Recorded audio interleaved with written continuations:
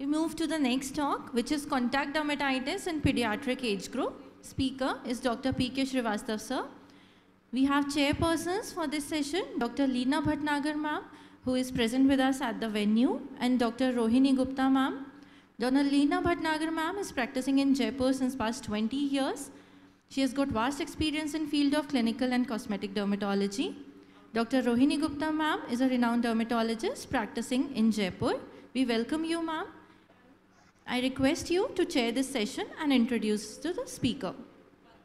Before they introduce the speaker, before they introduce to the speaker, let me one more reiterate that we have kept one hall of virtual hall in the name of Dr. A.K. Bajaj.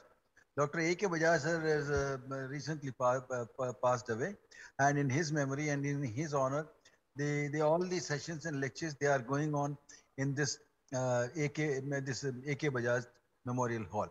Those who have logged in through the the delegate link, they can see all those things because this is the faculty link. Faculty link people, if you want to see, I have posted the general link to all, delegate link to all, they can see. It's a beautiful written Dr. A.K. Bajaj Memorial Hall. Thank you. Sorry to interrupt. That is a great gesture, sir. I would like to welcome Dr. Pradeep K. Srivastav to highlight his study on contact dermatitis in pediatric dermatology. Dr. Pradeep K. Srivastav, he is MBBS and DCD Cardiff, UK. He's a consultant dermatologist working in Mansi Skin and Allergy Clinic, Prayagraj, Uttar Pradesh. His chief area of interest is clinical dermatology, contact dermatitis, contact allergies, pediatric dermatology, and urticaria. Dr. Srivastav has his publications in 5 articles in prestigious journals, and he has contributed rare and interesting cases in international Atlas, USA, and dermatology books. He is a guest speaker in international conferences and at various national forums. So I would like to welcome Dr. Pradeep Srivastav to enlighten us with his knowledge on contact dermatitis. Hello, I am audible? Hello? Yes, sir. Yes. Can you see? You are audible as well as visible both. Thank you, sir. So kind of you, sir. First of all, thank you, Chairperson, for this nice introductions. And I welcome you all in this this session of this last session of this COTFI, that is on allergic contact dermatitis in children. At the outset, I would like to thank the organizer, Professor Mathur sir, who has given me this opportunity. And my today's talk is dedicated to Professor A.K. Bajaj sir, because sir was the person who brought me into this field of contact allergy, and whatever experience I have gained in this field is because of him only, because of his blessings and because of his encouragement. So let's discuss allergic contact dermatitis in children. It is an erythematous pruritic VP reaction when something comes in contact with the skin and our body considers it as a foreign. Broadly classified into the 4 groups, but today we are going to focus more on the allergic contact dermatitis in children. As far as the magnitude of this disease is concerned, it is around 20% of all forms of dermatitis, and the various factors which affect this magnitude are the age, gender, social and cultural practices, habit of the parents and caregivers, and geographical changes. Now, when to suspect? The first and the foremost is a strong clinical suspicion, and that can only be obtained after having a detailed comprehensive history from the parents as well as the patient, including a targeted history. Another is a new dermatitis with a non-atopic distribution, that is dermatitis localized to the face, hands, legs, and anogenital regions. Worsening of constitutional dermatosis, dermatitis unresponsive to standard therapies, and recalcitrant dermatitis. These 3 heighten the suspicion of contact allergies in children. Endogenous eczema as well as delayed onset of atopic dermatitis without having history of childhood eczema also raises the suspicion. Now, clinical scenario-based approach. The most common allergens which we encountered in pediatric age group are the metals, cosmetics, emollients, topical antimicrobials, rubbers, and resins. Coming first to the metals, the most common are the nickel and cobalt, and here is a list of some other metals which can cause contact allergies in children. Now look at this clinical scenario. Now this is all, this all sort of dermatitis is because of the nickel nickel allergy in the various forms, like this is the earlobe, the belly button, the watch strap, the pendant, the umbilical pin, and this is dermatitis on the abdomen because of the presence of nickel in this buckle. And here is the positive reactions with the nickel. Some uncommon presentation of nickel is contact reactions due to nickel in a dental braces, allergic contact stomatitis of the gingiva in a patient with the positive pest reaction with the nickel and palladium and mercury, and leukoplegia sort of reactions allergic to mercury. Now, nickel can also cause systemic contact dermatitis, and here are the various forms of that. The first one is this psychopruritic vesicular lesion all over the body, the dysbiosis of the palms, involvement of the flexures, mimicking atopic, and can present as an erythrodermal sort of presentation.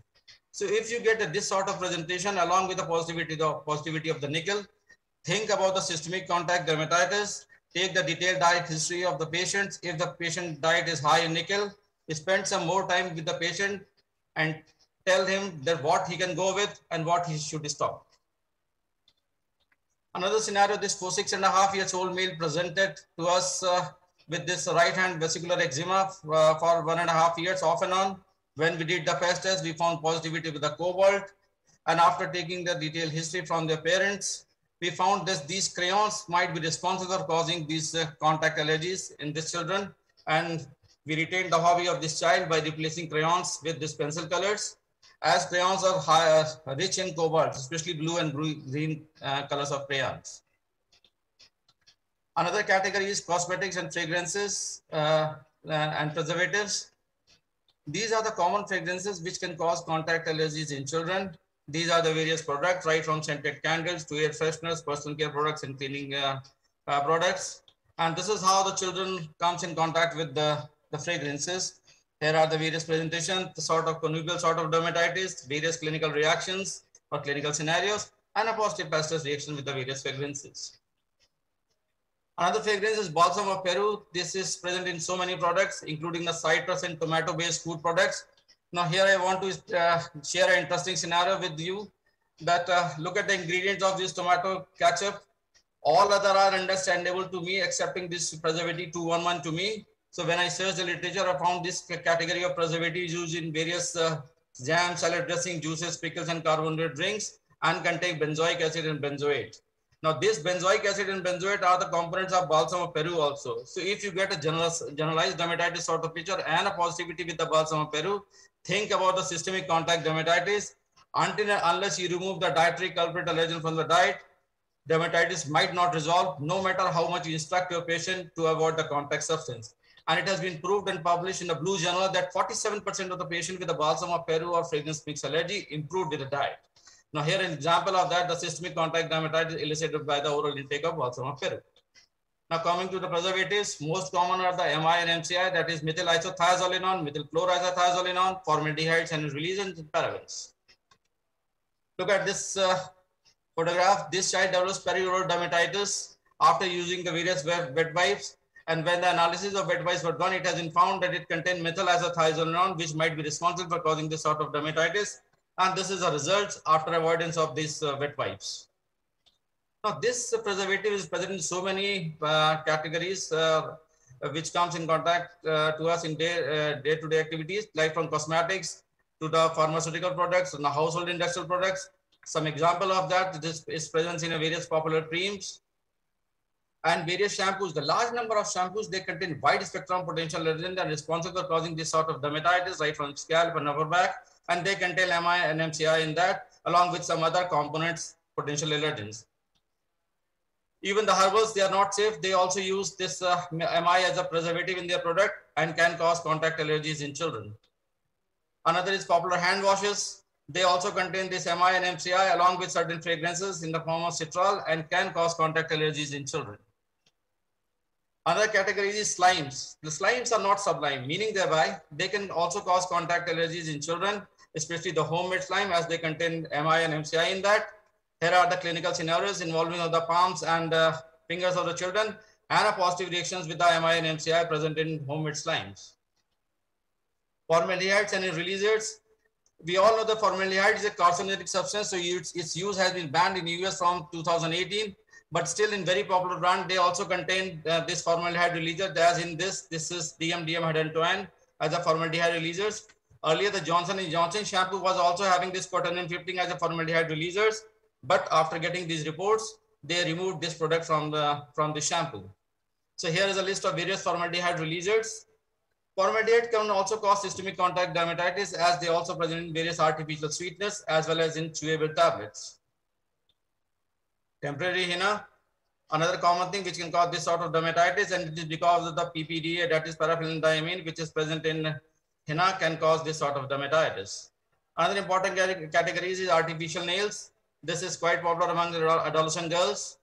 Can cause fingertip dermatitis, distance dermatitis, and it is because of the acrylate which is present in this artificial nails can cause this sort of dermatitis in children. Coming to the medicaments, most common are the neomycin, showing cross-reactivity with the various other aminoglycosides. The dermatitic process after application of neomycin containing products, and these neomycin containing products are freely available in the market. And here is the positive reaction with the neomycin, showing cross-reactivity with the gentamicin.